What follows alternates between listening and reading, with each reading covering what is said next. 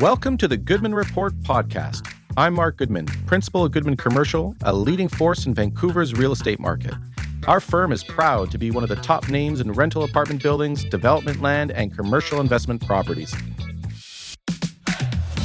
Building on over 4 decades of commitment to advocacy and education, the Goodman Report is here to dive into the world of real estate, exploring the latest trends, market drivers, and insights.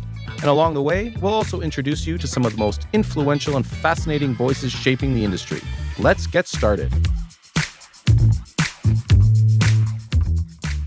Welcome to today's episode of the Goodman Report Podcast.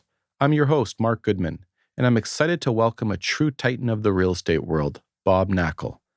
Bob is a legendary figure in the commercial real estate industry, with over 40 years of experience and a track record that speaks for itself. As a founder of BK REA in New York City, Bob has been involved in some of the largest and most high-profile transactions in the city. He's also known for his unparalleled expertise in the New York real estate market, having personally sold billions of dollars in properties. In this episode, we'll dive into Bob's incredible career, his insights into the commercial real estate landscape, and his strategies for success in one of the world's most competitive markets. Whether you're an aspiring investor or a seasoned pro, you'll gain invaluable knowledge from one of the best in the business. Enjoy the episode.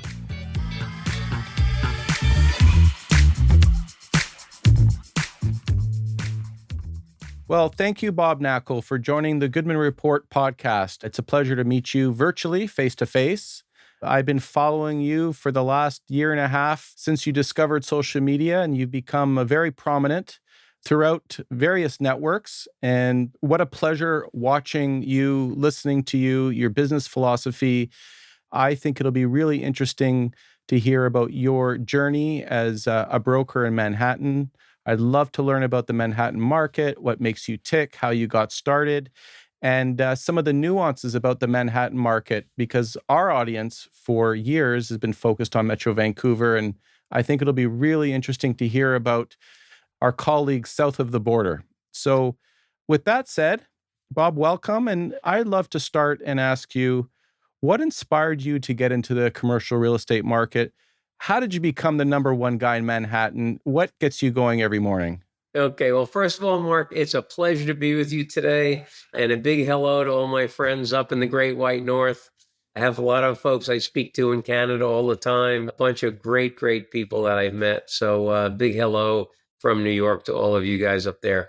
And so how did I get into the business? What inspired me to get into the business? Well, I'll tell you what, I got into real estate completely by mistake. I will take you back to 1981. I was a freshman at the Wharton School at the University of Pennsylvania, wanted to be the next Gordon Gekko like every other Wharton kid. And so spring break freshman year, I put together a resume, drove around northern New Jersey, which is where I grew up, dropping my resume off at every commercial bank and investment bank I saw, looking for a summer job that would look good on the resume, and came out of a Payne Weber office, and across the hall, I saw Coldwell Banker. I thought the place was a bank. Went in, dropped off my resume. Later that day, they called, said, we'd like to interview you tomorrow for a summer job. And I set up the interview. That morning, I went So to you thought you were going into a banking job? I was going into a banking job. So Okay. I went to the library that morning to look up this bank because I wasn't familiar with them. And when I saw that Coldwell Banker was a real estate company, I almost didn't go on the interview. But they were the only ones hiring college kids for the summer, took the job, loved it from day one, went back to CB my next 2 summers. In the very first summer, I was in a market research program where I was driving around, logging commercial buildings into their data bank. The following summer, I actually ran that summer program for college kids. And then my third summer, I got my New Jersey real estate license, and I was working as what was called a runner or an assistant to a broker who was in the industrial business in Morris County, New Jersey. So I loved that experience, got me hooked. And then I started with CB in Manhattan when I got out of school in 1984. But yeah, it was complete serendipity, complete luck. I stumbled into something that I truly love. If you listen to me on social media, on podcasts, or read some of the stuff I write, you know that selling buildings for me is a vocation and it's a hobby. Yes. And really feel so blessed that I got into a business that I love so much completely by accident. What an amazing story. And, presumably back in the 80s, you were doing deals without the internet, without cell phones, without pagers. And boy, the real estate's really changed. The business has changed, and now you've embraced every tool. I understand that your company philosophy, you're embracing AI as well, an important part of your business. And I'd love to learn about how you're incorporating that into your business and what areas your new firm, BKRE, Bob Knakal Real Estate, what areas you focus in. Is it multifamily? Is it land? Is it office? What is your area of expertise within New York? Right. Well, I will tell you, take you back from the beginning, Mark, because I think it's interesting to see how the focus and the value proposition has changed over time. When I started in the business, the amount of publicly available information was very minimal, and what was available was very inaccurate. So early on, back in 1984, when I started, we developed a territory system. And we took a geographic area and got to know every owner of every building on every block and focused on just that small area. And that geographic focus was a way to become an expert in the neighborhood. And that specialization created an easy way for us to differentiate ourselves. And that differentiation led to a competitive advantage. And so we got up the curve rather quickly because of that very intense focus. Paul and I met Paul Massey at CB. We became partners at the time in the building sales department. There were 4 brokers when I started, 3 of whom had about 30 years of experience. And then Paul, who had just gotten out of a training program. And so day 2 on the job, we said, hey, these guys with all this experience aren't even paying attention to us. Let's just work together, split everything 50-50, see how that goes. And that was the start of a 30-year partnership. A year later, we were made the bosses of the investment sales group. So those guys with 30 years of experience were working for us. How did that work out for you? Ruffle a few feathers? One of them left right away. The other 2 guys stayed on. But, So how old were you at this point, roughly? At that point, I was 24. 24 running the show. Yeah. And then in November of 1988, Paul and I left CB to start our own firm, Massey Knakal, which started with just the 2 of us and a secretary. We grew it to 250 people. CoStar, which started tracking the market in 2001, said that from 2001 to 2014, the number 2 company in New York sold about 1,300 buildings. Massey Knakal had sold over 4,000. So he had lapped the field by more than 3 times. And we developed the business based on this very intense geographic focus. We sold that business to Cushman & Wakefield at the end of 2014. I spent 3.5 years at C&W as the chairman of New York Investment Sales. Then I went to JLL, brought 53 people with me, all of whom had been with me at Massey Knakal, actually, but it brought 53 people from Cushman & Wakefield to JLL. I served as the chairman of New York Investment Sales there, and left in February of this year. And I started a new company again, got back to my entrepreneurial roots. BKREA is the company, BK Real Estate Advisors. And we are now up to 12 people. The company is about 7 months old.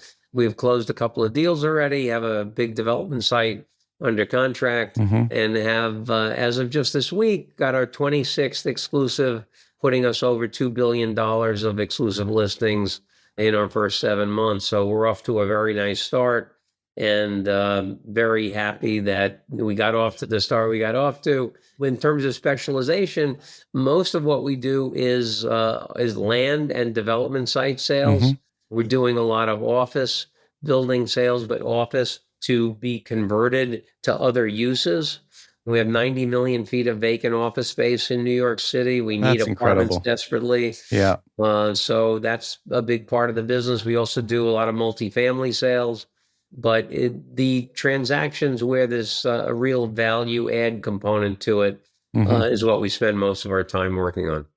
That's very impressive, Bob. The Vancouver market relative to the New York market is very small. My specialization, what we're known for, is multifamily transactions.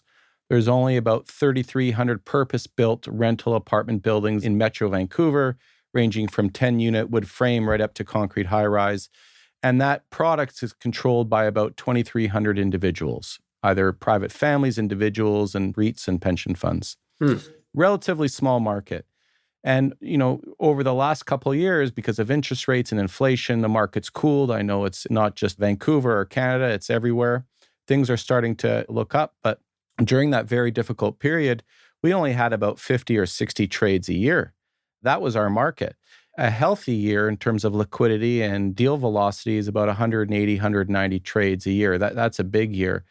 So I'm curious, in your market, what would be a busy year? What would be a slow year in terms of number of transactions? Right. Well, our market, and I'll just use Manhattan out of New York City, because in New York City, the four boroughs of New York, we don't really track Staten Island because the Staten Island market operates more like New Jersey than New York.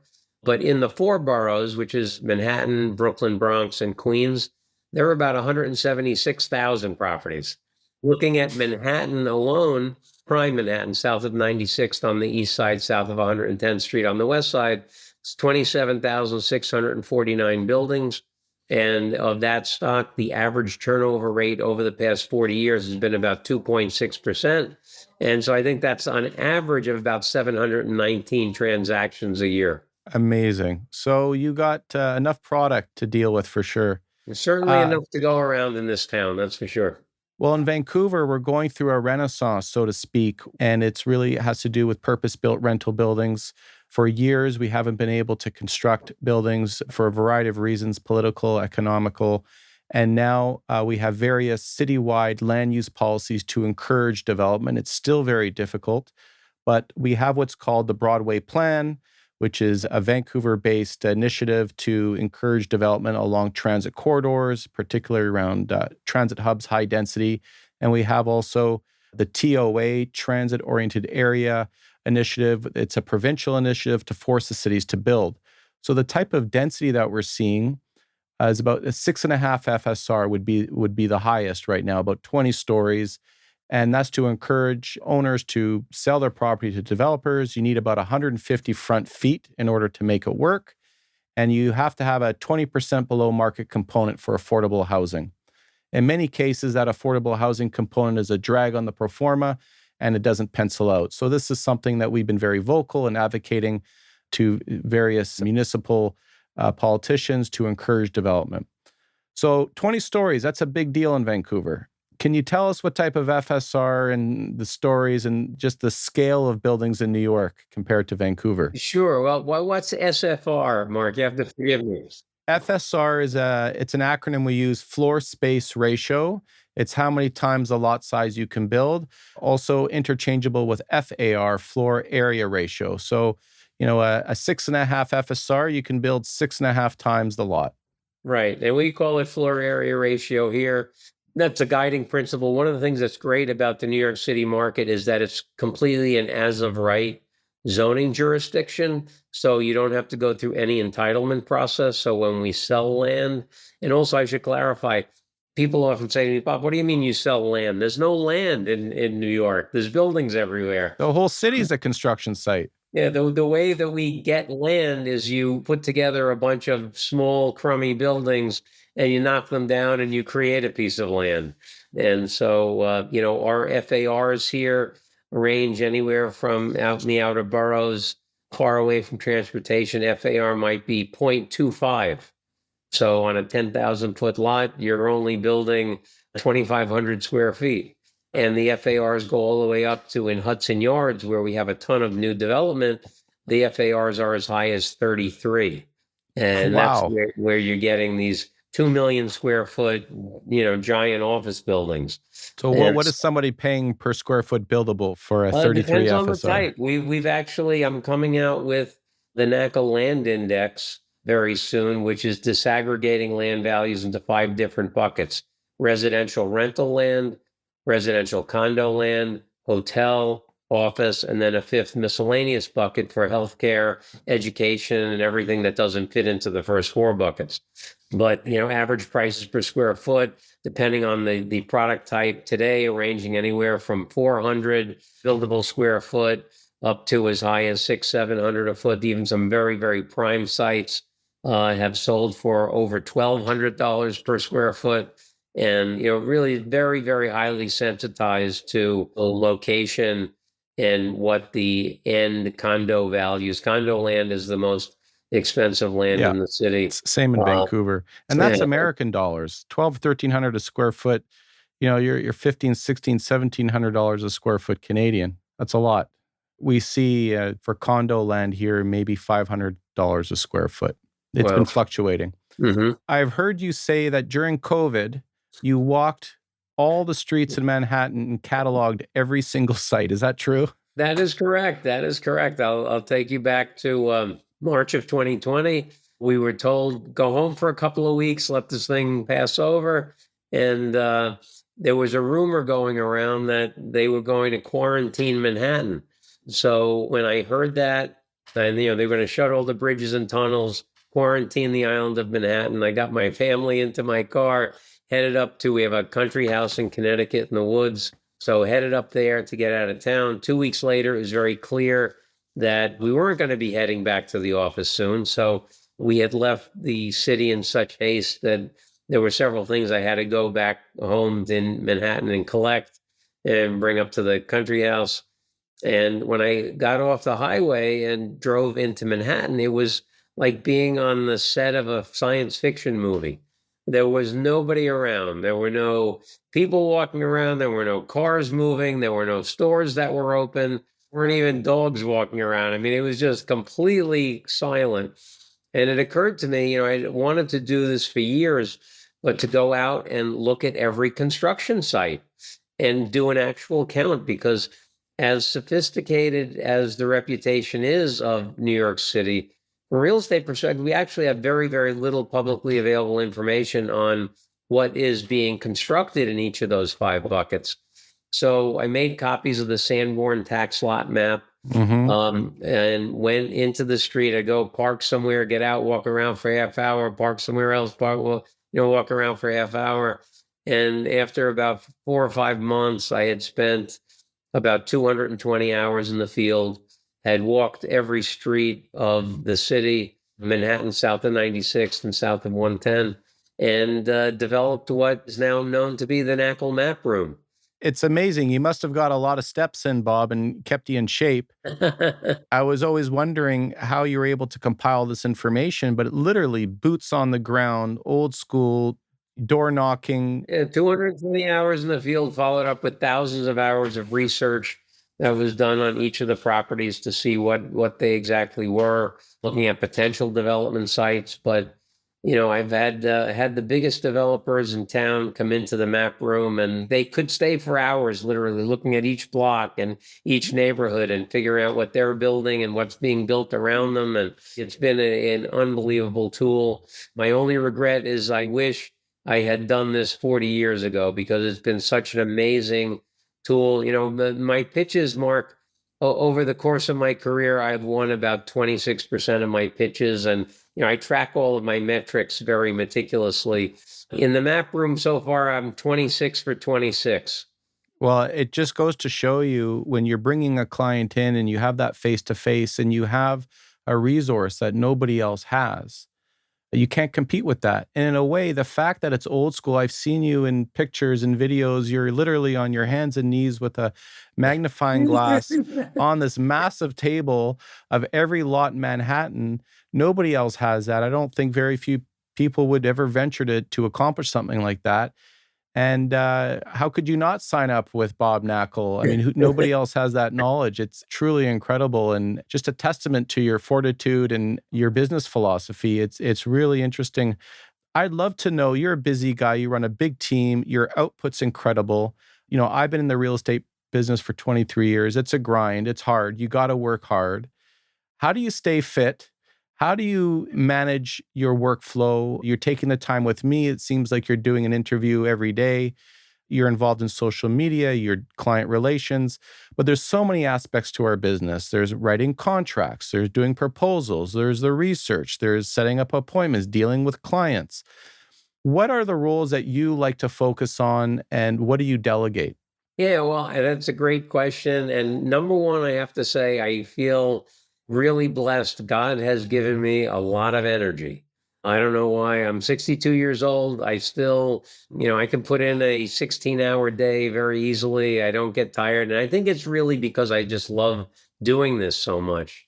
But how do I stay in shape? I work out almost every day. I have a gym in my house and down in the gym by 5:30 every morning. Usually wake up at 5, have a cup of coffee, watch the news, do a couple of emails or some social media stuff, and then Yeah. hit the gym.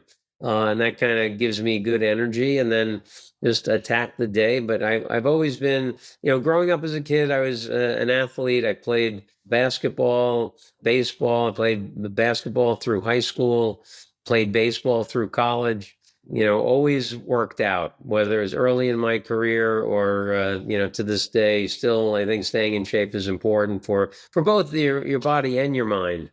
But so always enjoyed staying in shape. But then, every day, as you know, every day in this business is very, very different, but there's always lots to do.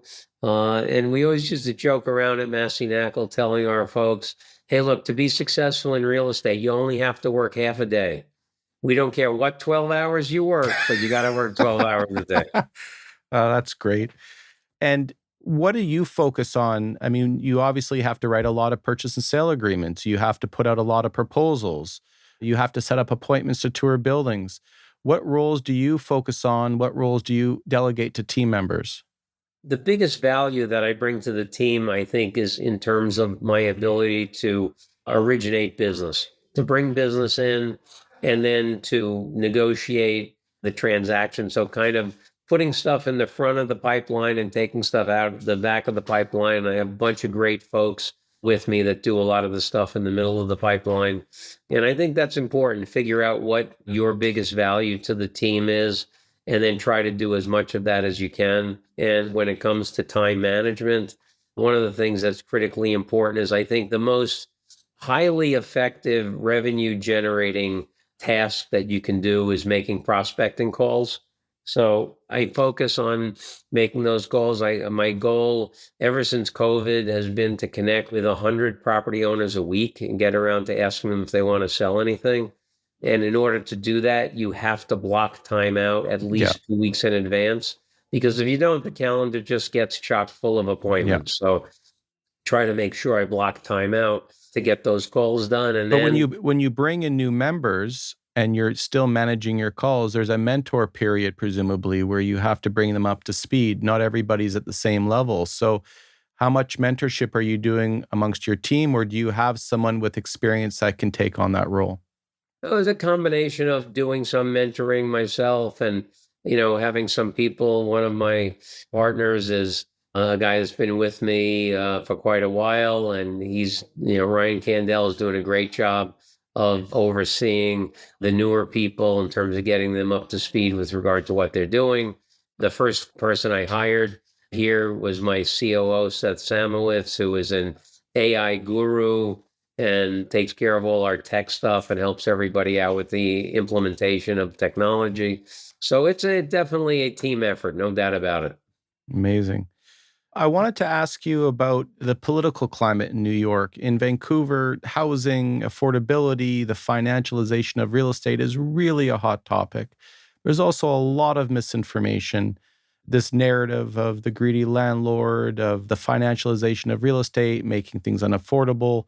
It's really been a difficult time for Vancouverites because the cost of living is going through the roof and inflation. And at the same time, to compound this problem, it's very difficult for developers to get properties built for a confluence of reasons. So I'm just curious, presumably you're experiencing some of the same challenges, affordability. We've had threats of vacancy control. There's been overzealous politicians charging ridiculous rates and fees on development, which has stymied development. Just curious what the political climate is in New York as it relates to housing. Yeah, well, for a second there, Mark, I thought you were describing New York when you were talking about what's happening in Vancouver. Very similar parallels. I will say this. I mean, this is a topic that I could talk about for hours and hours and hours. And whenever I get in front of one of our elected officials, whether it's the mayor of New York or the governor of New York State or an assembly member or a senator or city council person, I'm always telling them the solution to all of our housing woes, and this is the case in Vancouver and this is the case all over, is simply on the supply side. You have to encourage the creation of new housing and not try to solve the affordability issue by confiscating private property. It doesn't work. Price controls do not work. They constrict supply. When you constrict supply, you exert upward pressure on prices. So I've said for a long time, the biggest hypocrites in New York City are the policymakers who say, we want New York City to be more affordable for everybody. And I say, oh, yeah, well, then how come every single piece of legislation that's been implemented or ignored since 2018 has done nothing but constricted supply and exerted upward pressure on rents, making the city less affordable for everybody? And the truth is that a lot of these local policymakers don't want new supply because it brings new people into their districts that don't know them and might not vote for them. And that is the disconnect that you have going on. And even for those policymakers who do not believe that economics works, then Econ 101 textbook is capitalist propaganda.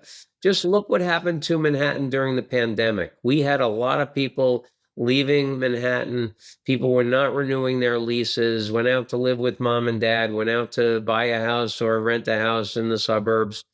And our vacancy rose dramatically. Vacancy rising dramatically is like adding to the supply, and rents in Manhattan dropped by 30%. There is not a housing policy or a housing initiative that's been implemented by any municipality anywhere in the United States in history In the that has world, made rents ever. drop, that has made rents go down by 10%. We had rents drop 30% because of the additional supply. So we need to have the tax abatements that spurred all of the creation of housing at the times when we had decent housing creation. And we need to not marginalize the programs that have done such a great job of inducing the private sector to invest in the housing stock. And I'll use just as one example. And again, I could go on for hours on this. I don't want to get So on my... could I, Bob. But next time I'm in New York, we're going to go for a beer and talk. Absolutely. So there was, for those folks who are baseball fans and may have been watching the 1977 World Series, the Yankees and the Dodgers played in the World Series. Reggie Jackson was famously hitting all those home runs at Yankee Stadium. The Goodyear blimp was above the stadium, pans out, and there are 6 fires going on within 3 blocks of Yankee Stadium. And the famous announcer, Howard Cosell, yells out, "The Bronx is burning." Well, why was the Bronx burning? Well, the Bronx was burning because it made more sense for people to burn their building down than to invest in it. And so the city wisely created 2 programs that incentivize the private sector to invest in the housing stock. One program was called the MCI program, the Major Capital Improvement Program, for building-wide improvements, new roof, new elevators, new heating system, new windows, new lobby, things like that. And the other program was the IAI program, the Individual Apartment Improvement Program. Put in a new kitchen, put in a new bathroom, new flooring, new lighting, new electricity, new plumbing, what have you. And those programs returned a 30% return on invested capital to the investor in the form of increased rents. And so what happened in 1977, there was a 14% dilapidation rate in New York City, meaning that 14% of the units were in such terrible shape they were deemed to be uninhabitable. And by 2019, the private sector had dumped tens of billions of dollars into the housing stock because of these incentives, and the dilapidation rate fell to 0.04%. So what do our policymakers do? They marginalize both of those programs such that there's no incentive to invest in the units anymore. And we have probably in the order of 60 to 80,000 apartments that have been nailed shut because it's uneconomical to renovate them. Yeah. So this is just one example of a number of examples of the insanity that goes on with our policymakers. And it just, you could easily create new supply. You could easily incentivize the private sector to create that new supply. You just need the right incentives. Yeah. With the right incentives, you'll get the supply that will alleviate the upward pressure on rents. It will maybe even drop rents. Mhm. City would be more affordable. But you have the political push and pull of policymakers not wanting new people moving into their neighborhoods Yeah. that might not vote for them next time. We've seen the same movie here for years. It's really the content of the Goodman Report publication. We wrote a piece a couple days ago, an op-ed for the Vancouver Sun. It got into various publications, the Daily Hive, Business in Vancouver, Real Estate News Exchange. And it was really saying, hey, the cities across the province have hired consultants to come up with ideas to incentivize rental construction. And basically, it's the supply side of the equation. And when I went to council to vote, council voted it down. They said, no, let's increase the affordability component, which is forcing developers to build below market rentals. And it's a form of vacancy control. And the numbers don't pencil out. The highest and best use stays is this old crummy building. And it doesn't matter how much we write and how much we advocate. For some reason, there's this roadblock at various cities. And it's gotten so bad that the province has stepped in to force the hand of the cities to build. And that's caused even more controversy. So in a way, it's nice to know that we're not alone. This issue is throughout major urban centers. And, the best example of the supply side working is in Seattle, where they reduced a lot of the constraints to build. And what happened? Rents went down and vacancies went up. And it created an equilibrium in the market. So very interesting to hear your perspective. And we had similar programs in the 70s. I didn't catch that game, Bob, in 77. I was 1 year old. But I'll check it out on YouTube and see if I can find an old... There you go. Anyways, I wanted to conclude this podcast and just, you've had about 40 years in the business, Bob. What would you say if you could go back in time? What were some of the bigger mistakes you made in your business? If you could point to something, and, what would you recommend for new brokers coming to the business, pitfalls to watch for and things to focus on as you build your business? Right. And that's a great question, Mark. And I will tell you, I made hundreds and hundreds of mistakes over the course of my career, probably thousands, but tried to learn from them, tried not to make the same mistakes twice. I think a couple of things, a couple of themes within those, I've always been a very, very slow adopter of new technologies, which sounds funny given what we're doing with AI now. But, always was slow to get on email, slow to get a computer on my desk, slow to go from a BlackBerry to the iPhone, slow to pick up all the new things that were going on. And I think you have to be an early adopter of that stuff. So that was a big mistake. Also, at the beginning of our careers, Paul and I didn't ask senior people for advice. In later years, we formed an advisory board with a lot of people with a lot of experience that really helped us and guided us and helped us to avoid making a lot of mistakes that we would have made. But we did way too many things by trial and error, and that's a good way to make a lot of mistakes. So should have asked more people for help along the way. And with regard to new people starting out, I always say there are three characteristics that I see very consistently in the people who rise to the top of the real estate brokerage world. One is that they are a true expert at a niche of the market. They identified something that's very narrowly focused, yet big enough that they can make a good living doing it, but small enough that they really can understand every single aspect of it and then be able to articulate that expertise very succinctly to the marketplace. Number two, they have tremendous passion for the business. They love it. I mean, let's face it, no matter how good you are, you're going to have tough times in this business. This is a very simple business, but it's very, very hard. And the market always has been, is, and always will be cyclical. So you're going to have tough times, sometimes through no fault of your own. But I think it's that love of the business that keeps you going during those tough times.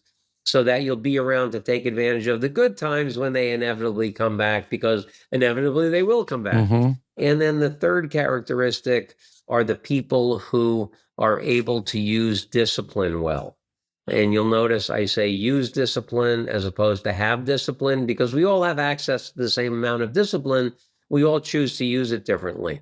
And I think the discipline is really important, because a lot of what we do as brokers is not very exciting or glamorous, but has to be done. Making your calls and creating content and sending out your email blasts and creating hard mails and sending out texts and going to networking events. And networking events can be fun. But all of these things that you have to do over and over and over again, sometimes without seeing immediate results, you have to have the discipline to continue to do them. So I always, with the guys, I use the Stonecutters Creed, which we always say you have to pound the rock, pound the rock.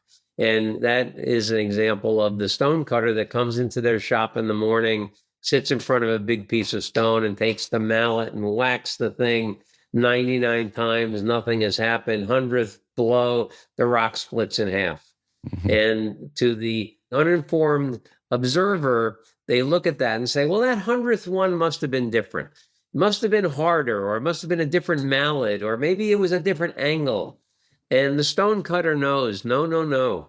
It was the 99 blows that came before that allowed that 100th one to work. And in the same way, if you're doing fundamentally the right things, you have to do them day after day, week after week, month after month, year after year. And eventually it's going to work. But you have to have faith that when you've hit the stone the 80th time, you got to keep going, that eventually it's going to work. And so we always say you got to pound the rock and just keep at it. And so having that expertise, loving the business, and being able to use discipline well, if you have those three things going for you, there's very, very high probability you're going to do extraordinarily well in this business. Well, that's really good advice. Perseverance, grit are the key elements to any successful broker that I see. And I want to leave you with one thought or one question. I recently saw the new Trump movie called The Apprentice, not to be confused with the TV show. And I saw the movie. It was a really interesting movie. And obviously the timing is interesting with his recent election. And a lot of it was focused on his deal making in New York back in the 70s and 80s, maybe 90s, and before he got into the television business. And as I was watching this, I actually thought of you, Bob. And I was like, I wonder if Bob's ever crossed paths with Donald Trump and has ever cut a deal. So I'm just curious. I've never done a deal with him. I've met him several times. Met his children, who are extraordinarily nice, very sharp, but never concluded a deal with them. Well, listen, there's still time. I'm sure that your paths will cross.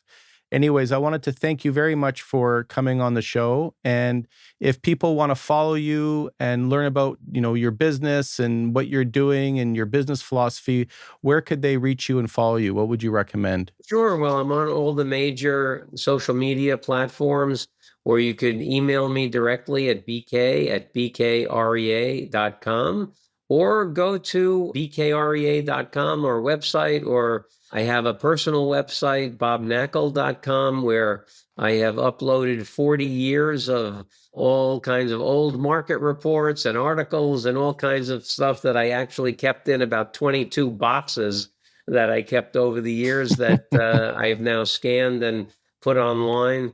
We were actually creating content long before that was even a term. So a lot of it is there going all the way back to the 80s. And it was a neat walk down memory lane putting that together. But, if you go to any of those resources, there'll be a lot of stuff there that, you can see. Well, we look forward to seeing your next hits. And I know you have a very high batting average, using a baseball analogy. So I look forward to continue watching and listening to your content. And I hope to have you back on the show one day. Mark, really was a pleasure to be with you. And again, best of luck to you and all my friends up in Canada. Great. Thank you, Bob. Thank you.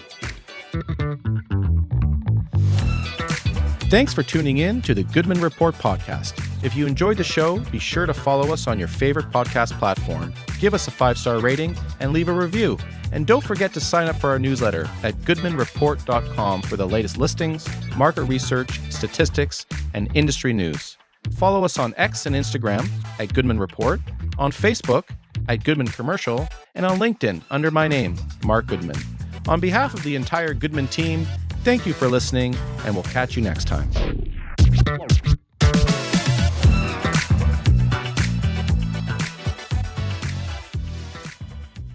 This podcast is produced by Podfather Creative.